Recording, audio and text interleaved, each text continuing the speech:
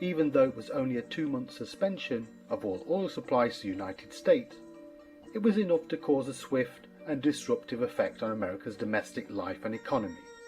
As a result, the Saudis, not wishing to harm their master, never again brandished the oil weapon in subsequent crises.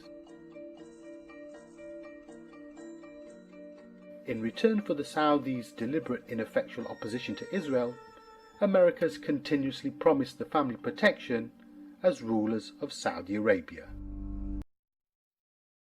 The value of American arms sales to Saudi Arabia over the past half-century approaches $100 billion, with over a quarter of the contracts signed in the 1990s. These figures include weapons, support equipment, spare parts, support services and construction. Essentially, however, although they have been purchased by the Saudis, they are used by the Americans. The initial entry of the American armed forces in the kingdom occurred at the end of the Second World War, when the United States built a modern airbase at Dhahran, near the Hassa oil fields. All the while, the Saudi rulers tried to keep the American military presence at low profile, aware that it was a provocation, and with this presence, little pockets of American life sprung up across the kingdom.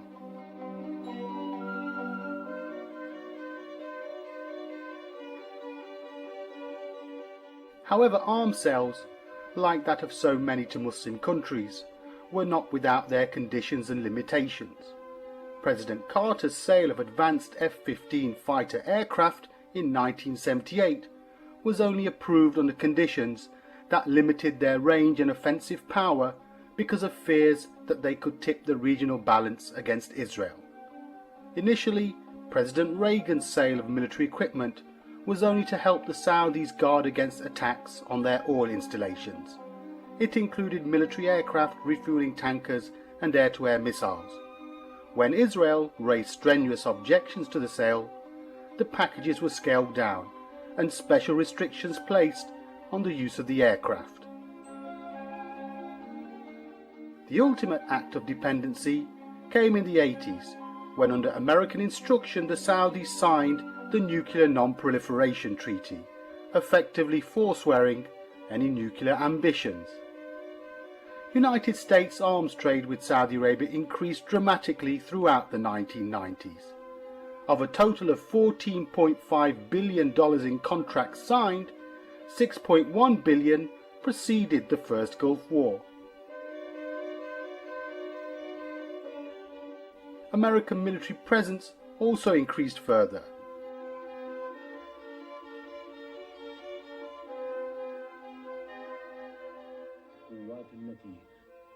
These forces are participating in joint exercises with Saudi Arabia. Their presence will be temporary. Before the launch of the Gulf War, Cheney declared, "After the danger is over, our forces will go home."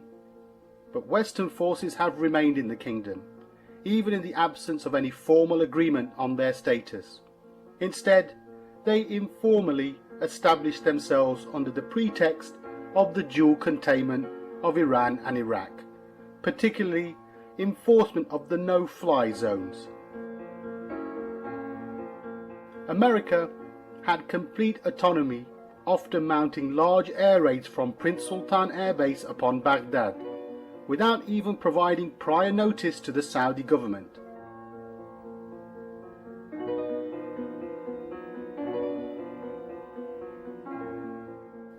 Since then, they have treated the bases and the territory as their own.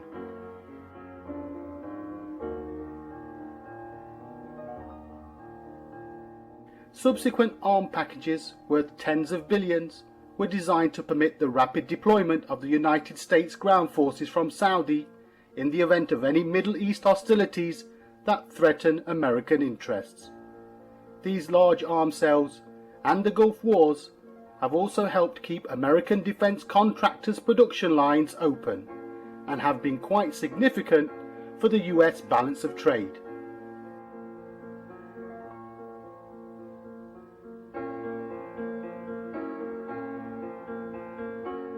Nevertheless, The buying sprees of past decades have not lessened the kingdom's essential dependence on the United States for its defense and security.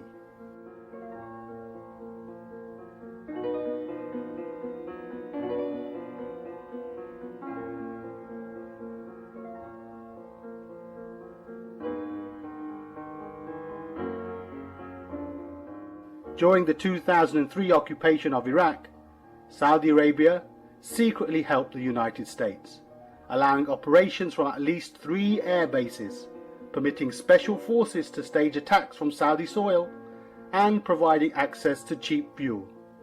Publicly, American and Saudi officials have portrayed the US military presence during the war as minimal and limited to Prince Sultan Air Base. In truth, the Air Command Center was in Saudi Arabia.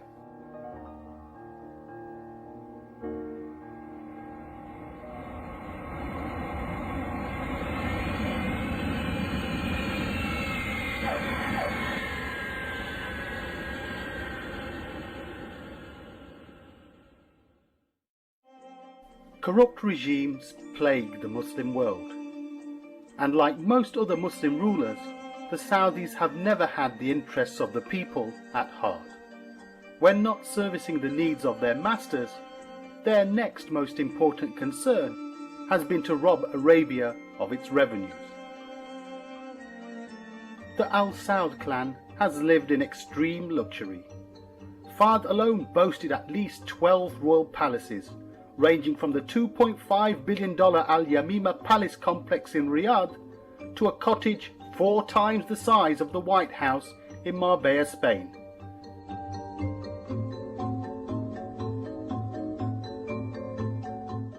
He owned several jets and yachts, including one priced $60 million, all with gold bathrooms, and a fleet of Rolls-Royces, Cadillacs and Mercedes.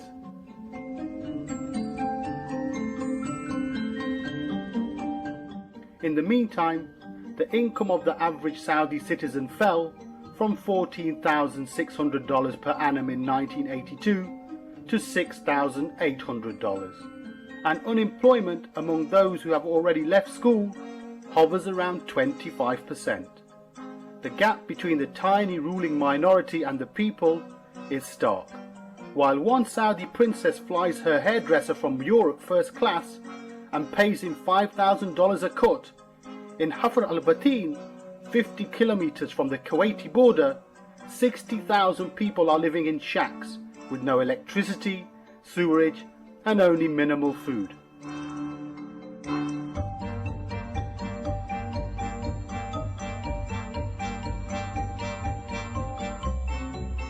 Saudi Arabia, one of the richest countries in the world resource-wise, now has foreign debts of $28 billion, and domestic debt has increased to $170 billion. Over the last 30 years, $3 trillion have been generated mostly by oil. Yet only $1 trillion have been reinvested into the country. The other $2 trillion remain unaccounted for. 4,000 or so Saud family princes get a base allowance of approximately $1.5 million per year. They supplement this with vast sums made through the following sophisticated forms of theft. Sale of oil. King Fahd, since 1975, has set up a system by which he and close members of his family sold on the open market in Rotterdam anywhere from 300,000 to 1 million barrels of oil a day at below market prices. Income from that oil was deposited in Swiss bank accounts. It is estimated that Fahd's annual income varied between $3 to $5 billion a year, selling oil outside the commercial channels and oil company concessions. Real estate. Land in Saudi Arabia is owned by the government, and the government is controlled by the king, with no accountability to anyone. Since 1975, land has been given to princes and their families by the government, only to be sold back to the government itself, thus creating the easiest means by which to rob the government of its resources.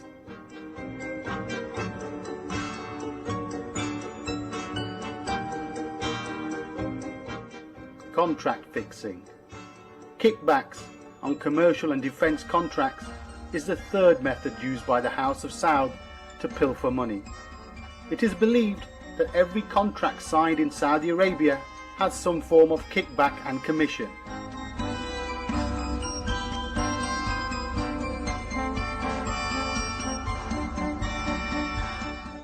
Large contracts such as the Al-Yamamah generated annual commissions in excess of $2 billion paid to only 5 people.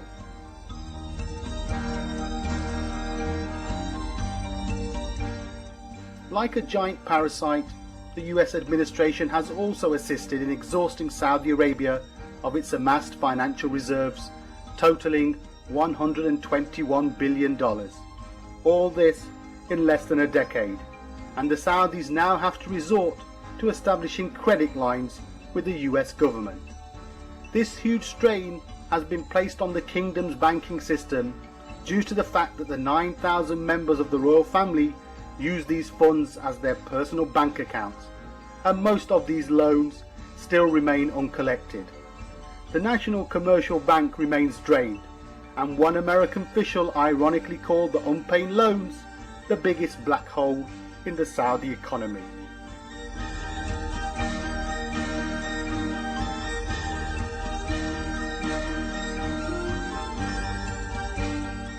The so-called caretakers of the Ummah wasted the wealth of the Ummah to finance worldwide CIA operations.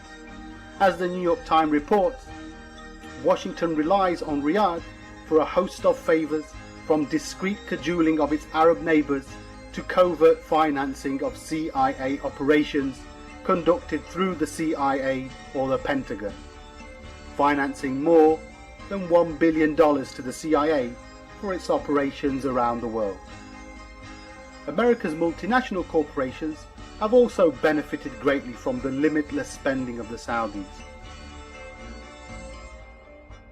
When America lured Saddam into Kuwait and then destroyed the infrastructure of both countries, it left the job of rebuilding and cleaning up in the hands of the multinational corporations.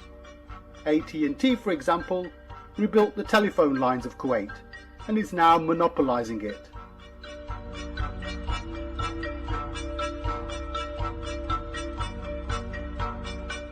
The Gulf War cost America nothing, since the caretakers of the Haramain assumed most of the expense of the Gulf War. In other words, America had her cake and ate it too. The war cost the Saudis $55 billion.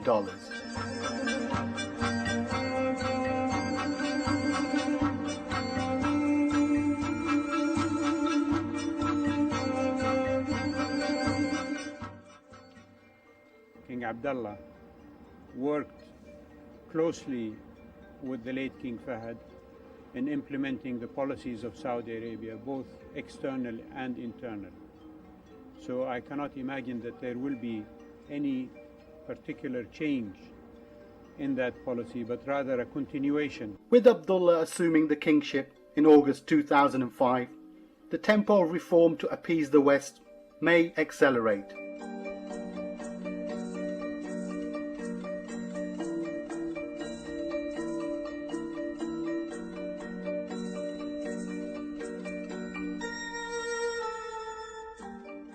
And Prince Bandar's return from Washington, where he has been adroit at forging close personal ties with the US administration, suggests that warm relations with the US will continue.